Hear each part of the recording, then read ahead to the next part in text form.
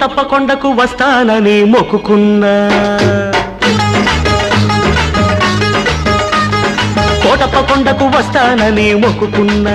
ఆరు బయట ఎండలు సరుగు తోట నీడలు కన్నపిల్ల కనిపిస్తే కన్ను కన్ను కలిపేస్తే 101 టెంకాయ కొడతానని కోటప్ప కొండకు వస్తానని మొక్కుకున్నా కోటప్ప కొండకు వస్తానని మొక్కుకున్నా